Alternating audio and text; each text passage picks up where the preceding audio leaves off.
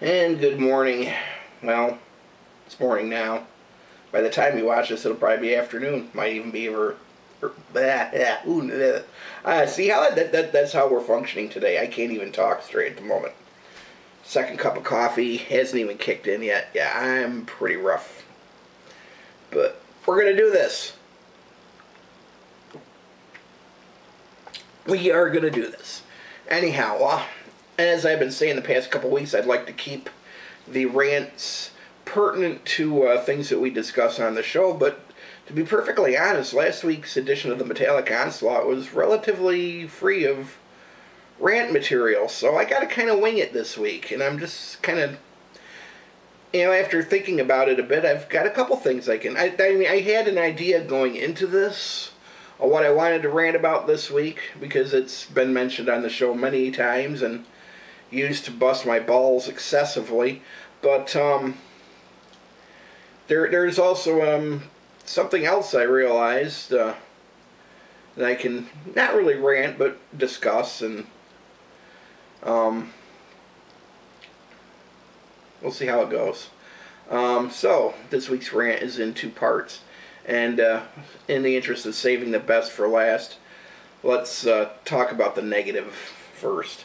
So, those who have listened to the Onslaught, and are familiar with the level of abuse I tend to take sometimes, you all know that it occasionally gets thrown in my face that I am, they all bust on me because I'm such a big Bon Jovi fan, and the fact of the matter is, once upon a time, I can't say I was ever an excessive fan of Bon Jovi's. I remember the first time I ever heard of Bon Jovi, to be perfectly honest, was 1984, and they were opening for Scorpions in Rochester. Unfortunately, a show I didn't make it to. That was actually the year I started going to concerts. I'd actually already seen that year Ozzy Osbourne with Motley Crue. Yeah, that tour. Yeah, the one that VH1 loves to, it's like, oh yeah, we were all so wasted and we all ended up in rehab. And then of course, Ozzy, and as usual. But yeah, let's see what else. I'd already seen Judas Priest a couple months after that first show with the Great White opening, and funny thing there, my friends and I walked into that one, and we look at the t-shirt booth, because we all want Priest shirts, and we look and we're like, wow, who the fuck is Great White? Because we're looking at these shirts with Great White, and on the back middle finger, and stick it, and like, who are these guys? And it turned out, wow, these guys are really fucking good. And in later years, Great White, among my favorite of the, I don't really think the term hair metal applies, because they were definitely less glam than a lot of LA rockers from that time period. One of the better bands in my book. But yeah, anyhow, back to the main subject matter here. I'd already had a couple concerts under my belt that year. Could not make it to Scorpions, so I missed out on them. I really wanted to see Scorpions. I was a big fan back then. Still like them. Not as big as I was, but I still get some love for Scorps. Like I said, no way I had never even heard of Bon Jovi, and then it's like, every now and then, CMF, you would hear Runaway, and I'm like, oh, is that who this is? Okay, it's like, wasn't too crazy about the Tweety keyboards, I don't get me wrong, I don't mind keyboards in rock. If you're going for, like, the Jon Lord freaking Hammond organ from hell sound, that's pretty, nobody did it like that guy. Nobody fucking did it like Jon Lord. Uriah Heep, also, very much, those type of keyboards You know, it sounds like fucking Armageddon coming, you know. But no, Bon Jovi was all the pretty did not win me over. I will say this though, it's like first two albums as a whole, I did not think were terrible. And even Slippery When Wet, I mean, the self-titled album came out in '84, just Bon Jovi. 85, 7800 Degrees Fahrenheit came out, and that was a solid album as well. I give respect where it's due to this band. And to be perfectly honest, when Slippery When Wet came out, I didn't hate it. But by then, oh wow, let's see, yes, I had started, yeah. It was actually my second semester of college.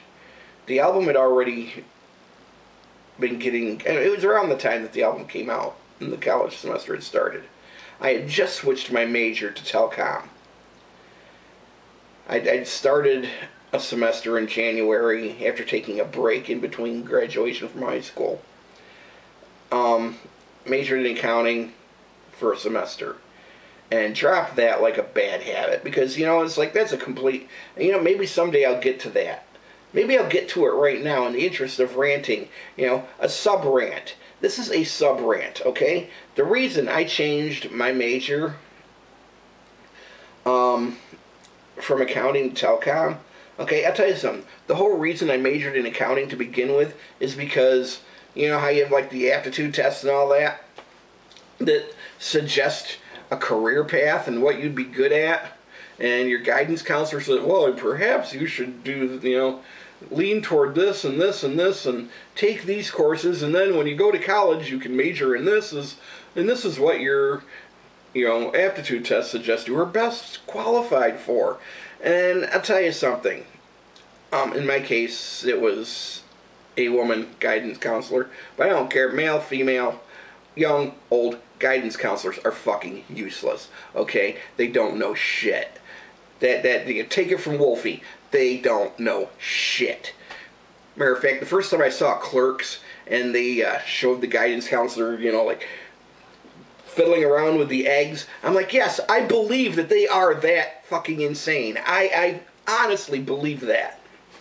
But yes, anyhow, guidance counselors are hellspawn, and you should never fucking listen to them. And that is why I changed my major from accounting to telecom. And, yeah, there's the sub-rant right there. Anyhow, back to Bon Jovi.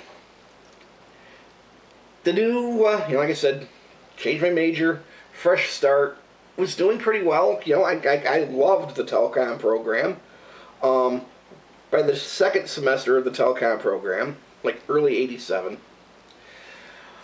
I was actually helping a friend by the name of Ron Oakes with his radio show. I'm just, you know, basically doing a little on-air banter with him, and mostly taking request calls. And this is where things really started going downhill for me.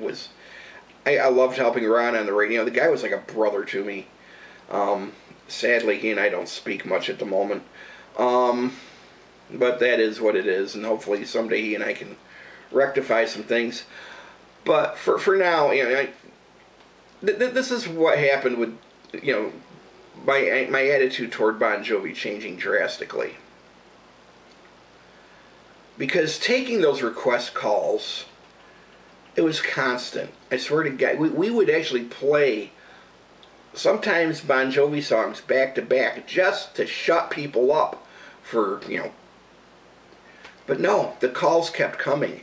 Request calls. Can you play your Bon Jovi? Oh, we want to hear Bon Jovi. Oh, Bon Jovi's so hot. Oh, they're so talented. Oh my God, they're so beautiful and talented, and I need to hear more. We just played that, some Bon Jovi. Sorry.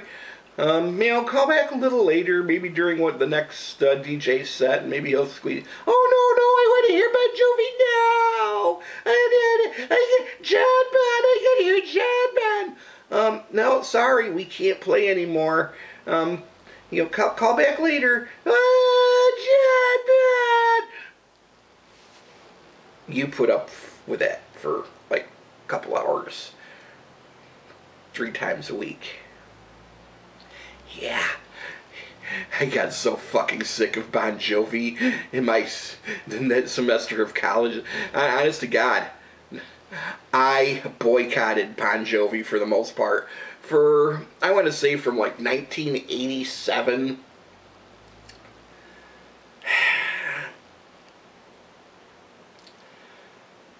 I want to say for a good 20 years.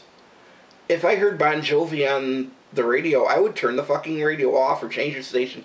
I could not stomach it. And it's only been within the past 5 years that I can listen to a Bon Jovi song and not get physically ill. But I still, to this day, I am just so sick. You know, I don't begrudge them their success. You know, any band that can, at this juncture, you know, almost 30 years since the first album came out, any band that can last that long, you know, you have my respect. But I'm sorry, when it's been drilled into your brain and so overplayed to the point of nauseousness, yeah, fuck you, Bon Jovi. Fuck you right up the ass. Moving right along. Anyhow, yes, moving right along to more positive things. This is the second half of the rant. And it occurred to me, you know, and I knew this day was coming up pretty soon. It has been 3 years since we lost Ronnie James Dio, and it just never ceases to amaze me, the outpouring of love for this guy.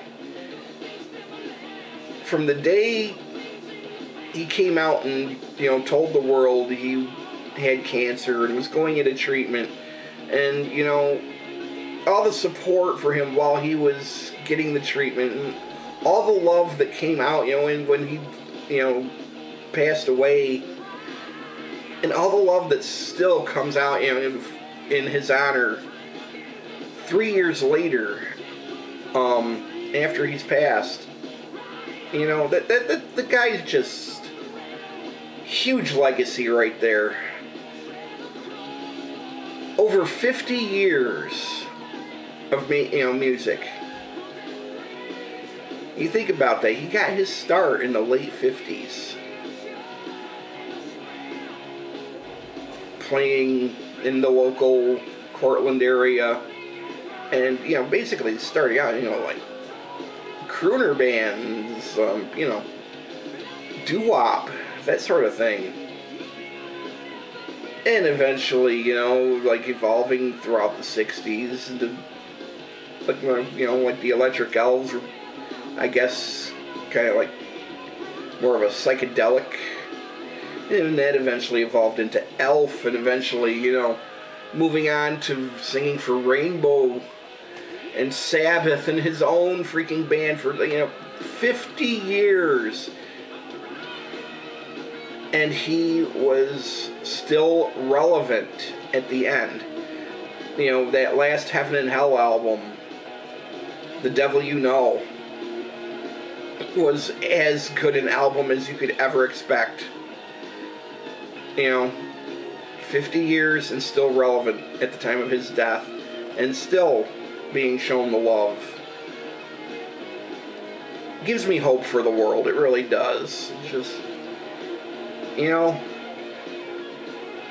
when shit's got you down and you're worried about what the government's gonna fuck up next,